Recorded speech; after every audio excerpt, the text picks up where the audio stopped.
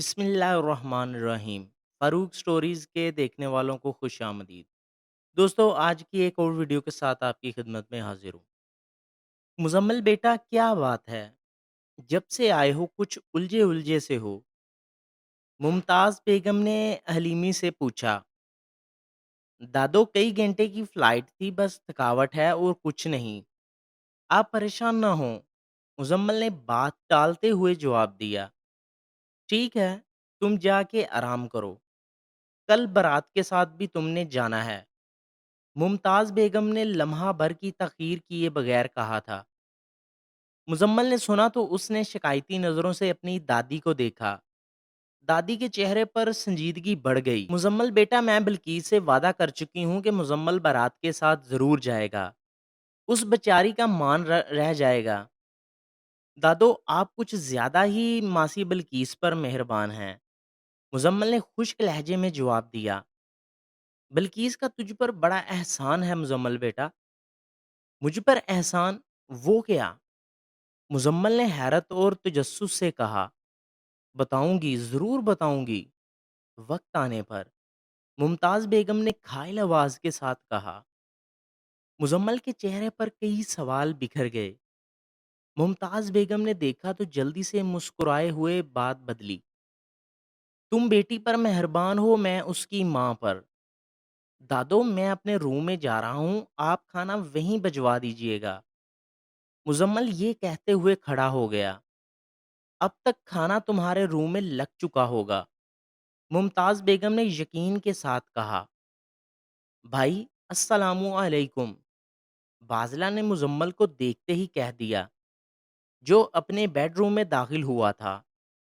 बाज़ला bedroom में dusting कर रही थी। वालेकुमुस्सलाम। मुज़म्मिल ने संजीदगी से जवाब दिया। उसने वार्डरोब से कपड़े निकाले और वॉशरूम में घुस गया। वो वॉशरूम से निकला तो बाज़ला भी ट्रॉली के साथ कमरे में वारद हुई। बाज़ला ने टेबल पर खाना लगाना शुरू कर दिया था।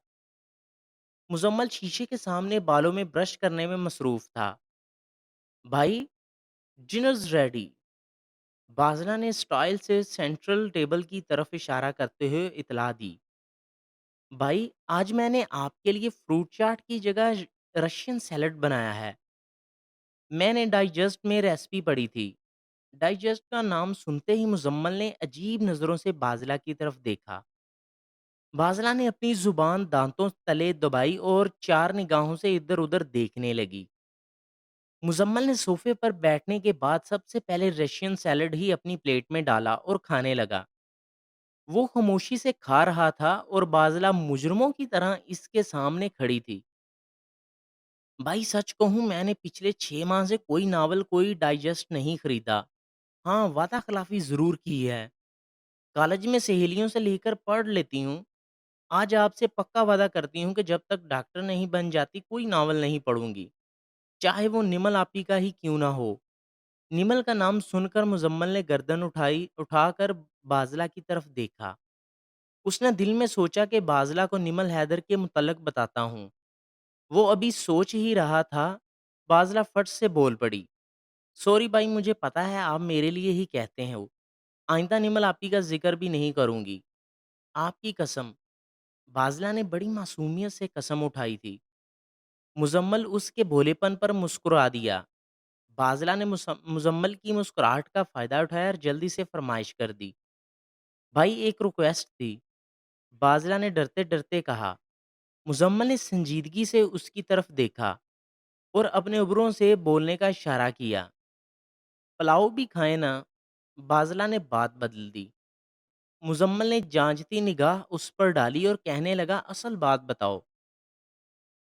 आप भी बासत भाई की बारात के साथ चलें ना।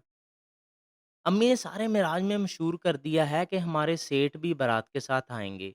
सेठ? मुज़म्मिल ने सेठ सुनकर अजीब-सा मुँह बनाया था। अम्मी ने मिराज का नाम सब लोगों को आपका नाम सेठ साहब ही बताया। अगर आप ना गए तो सारे शरीक में अम्मी की नाक कट जाएगी।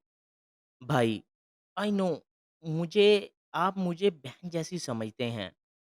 प्लीज़ मेरी खातिर ही सही। बाज़ला ने मोतबाना गुज़ारिश की थी। आपने तय करना है बाज़ला आपकी बहन है या नहीं। जैसी को बीच में से निकाल दो। निमल हैदर के ये अल्फाज मुजम्मल के कानों में गूंजे। मुजम्मल ने चश्मे उल्फत से बाजला को देखा, फिर कहने लगा, तुम बहन जैसी नहीं, बल्कि तुम मेरी बहन हो। तो बहुत मुश्किल है, फिर भी मैं बारात के साथ ज़रूर जाऊँगा। बाज़ला के चेहरे पर खुशी की लहर दौड़ गई। थैंक्स मुज़म्मल भाई। मुज़म्मल गाड़ी पार्क करने के बाद बेज़ार सा अपनी गाड़ी से उतरा। बारात शादी हाल के बैरूनी दरवाजे तक पहुँच गई थी। दुल्हन की सहेलियों ने बासत का गुलाब की पत्तियों से स्वागत किया था। मासी बल्कीस अपने बेटे के वारी-वारी जा रही थी। बाज़ला कभी अपने भाई की तरफ देखती और कभी मुड़कर मुज़म्मल की तरफ देखती, जो बारात ही की तरफ आ रहा था। है तो डफ एंड डम, पर है खूबसूरत।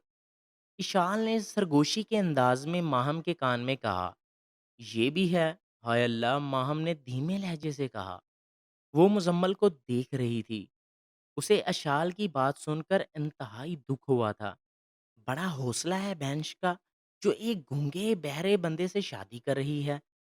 शुमाइल ने नाक चढ़ाते हुए सतारा से कहा।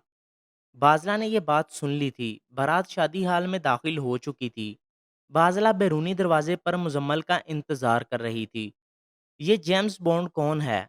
सतारा ने जल्दी से शुमाइल के कान में पूछा।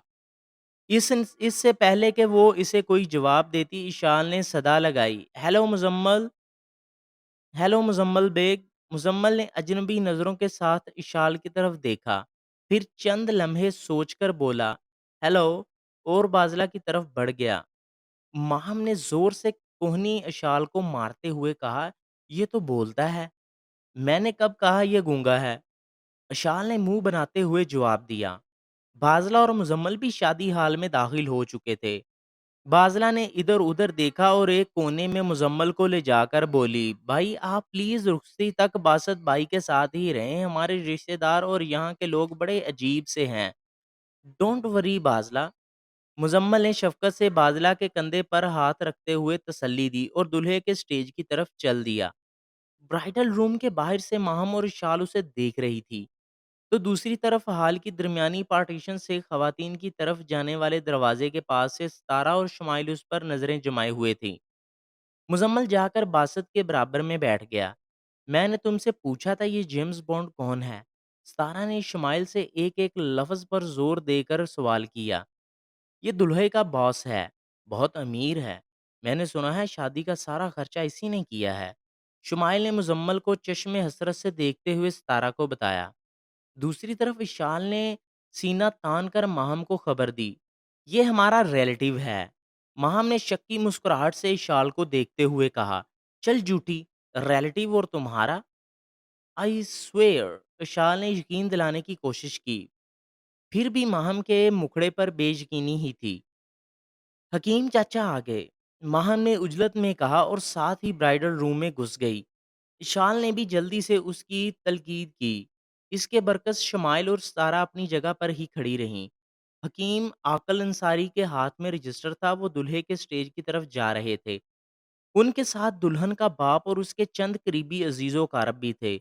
बाजला फिक्रमंदी से हाल की पार्टीशन वाली जगह सितारा और शमाइल से थोड़ी दूर खड़ी थी, जहाँ एक तरफ खवातीन बैठी हुई थीं और दूसरी तरफ मर्द हजरात थे। नन्ही सी उम्र और इतनी फिक्रमंदी। बाजला सेकंड ईयर की स्टूडेंट है, वो डॉक्टर बनना चाहती है। वो अपने चश्मे के ऊपर से देख रही थी, जैसे कोई बुरा हालात व वाक़यात देख रहा हो। निकाह शुरू करो। कफ़ायत हसीन दुल्हन के बाप ने देसी अंदाज में कहा। उसका कहना हुक्म या इजाज़त के ज़ुमरे में नहीं आता था। मुज़म्मल ने दूल्हे बासत की तरफ देखकर उसे इशारों से समझाया। मुज़म्मल ने दूल्हे बासत की तरफ देखकर उसे इशारे से समझाया। बासत ने सर को हाँ में जुम्बश दी। जी बिस्मिल्लाह करें। मुज़म्मल ने हकीम साहब की तरफ देखते हुए जवाब दिया। हक महर कितना होगा? दुल्हन के बाप ने यकलख्त पूछा। मुज़म्मल ने बासत की तरफ देखा। अचानक उसकी नज़र बाजला पर पड़ी। उसने खड़े होकर बाजला को हाथ के इशारे से स्टेज की तरफ बुलाया। बाजला तेज-तेज कदमों के साथ स्टेज की तरफ आई। बाजला पास आई तो मुजम्मल बोला, बाजला ये पूछ रहे हैं हक महर कितना होगा? वही शरई। बाजला ने जल्दी से जवाब दिया। हक महर श्रेय नहीं होगा बल्कि 5 लाख होगा। कफायत ने खत्मी अंदाज में फैसला सुनाया। खालू जी, मैंने आपसे पूछा था, आपने तो उस वक़्त जवाब दिया था वही शरई। बाज़रा ने शिकायती अंदाज़ में कफ़ायत से कहा। अब भी मैं ही कह रहा हूँ, कफ़ायत ने सीना तन कर जवाब दिया, जैसे अपना हक माँग रहा हो। मुज़म्मल को उसका अंदाज़ और रवैया पसंद ना आया था। कफ़ायत को किसी ऐसे सवाल की तवक्का ना थी, उसने परेशानी से हकीम साहब क्या है? हक महर जैसे उनसे मदद माँग रहा है। हकीम साहब ने अपना नुक्ता नज़रिया शरीयत ने उसकी कोई हद मुकर्रर नहीं की। हक महर औरत का हक है, पेश किया।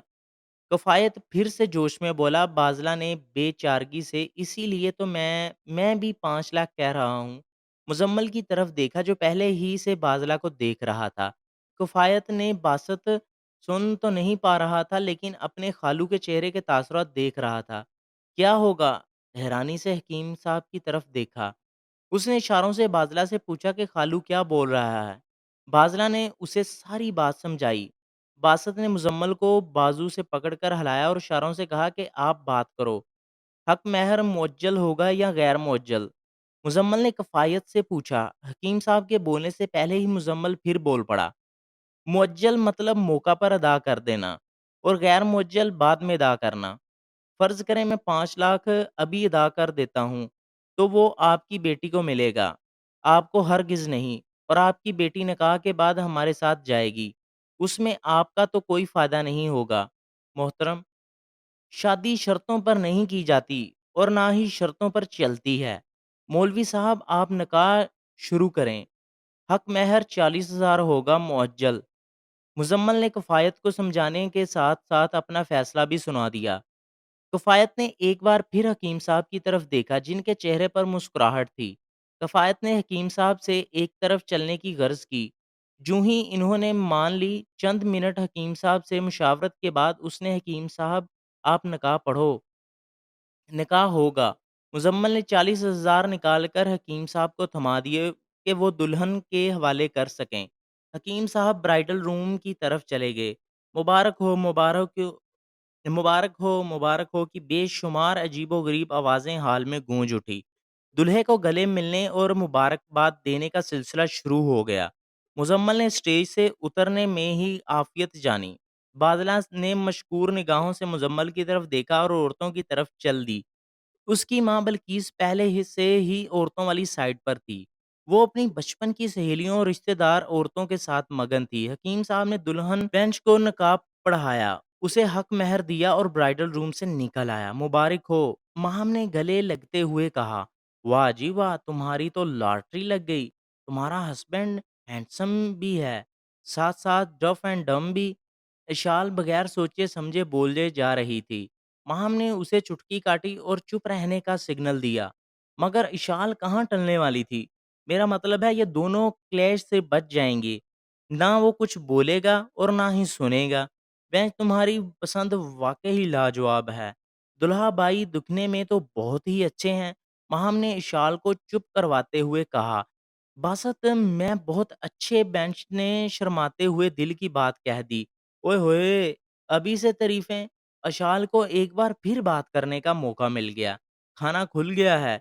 चंद आवाज़ें बुलंद हुईं, फिर चिरागों में रोशनी ना रही। आँखों को खाने के अलावा कुछ नज़र ही नहीं आ रहा था। दुल्हन और उसकी सहेलियों का खाना ब्राइडल रूम में पहुँचा दिया गया था। दुल्हन की तो भूख ही उड़ गई थी। उसकी सहेलियों के साथ इशाल भी खाने में मसरूफ़ थी। माहम वॉशरूम गई थी मगर लौटी न थी। विशाल खाना खाते हुए थोड़ी-थोड़ी देर बाद कह देती, माहम का वॉशरूम ही लंबा हो गया है। माहम हाल के उस हिस्से में झाँक रही थी जहाँ मर्द हज़रात खाना खा रहे थे। उसकी नज़रें किसी को खोज रही थी। नज़रों की खोज का सफ़र जारी था, फिर अचानक नज़रों को अपनी मंज़िल नज़र आ गई। मुज़म्मल वॉशरूम से निकल रहा था, वो खाने वाली साइड पर जाने की बजाय हाल के बैरूनी दरवाज़े की तरफ चल दिया। माहम ने देखा तो वो एक सतून के पीछे हो गई ताकि मुजम्मल को नजर ना आ सके। मुजम्मल के बैरूनी दरवाजे की तरफ बढ़ते हुए कदमों को किसी की आवाज ने रोका था। भाई भाई, बाजला तेज तेज चलती हुई इसकी तरफ आई। मैं कब से आपको फोन कर रही हूँ। बाजला ने फूली हुई साँस के साथ कहा, "क्यों खैरियत तो है?" "वो आपकी गाड़ी में बड़े वाला सूटकेस है, वो निकालना था।" बाज़ला ने फ़ोन करने की वजह बताई, "ये लो गाड़ी की चाबी, हनीफ़ खाना खा ले तो इसे कह देना वो निकाल देगा।" मुज़म्मल ने बाज़ला को गाड़ी की चाबी थमाते हुए कहा, "खाना तो बहुत मज़ेदार है, तो जाओ खाना खाओ।" "आपने क्यों नहीं खाया?" बाज़ला ने गिला करते हुए पूछा, "मुझे भूख नहीं है, तुम जाओ शाबाश और खाना खाओ।" "आप जा कहाँ रहे हैं?" "नमाज़ के लिए ज़ोहर का वक़्त ख़त्म होने वाला है।" "नमाज़ की जगह तो यहाँ भी है," बाज़ला ने इत्तला दी। "यहाँ बहुत शोर है," मुज़म्मल ने बेज़ारी से जवाब दिया।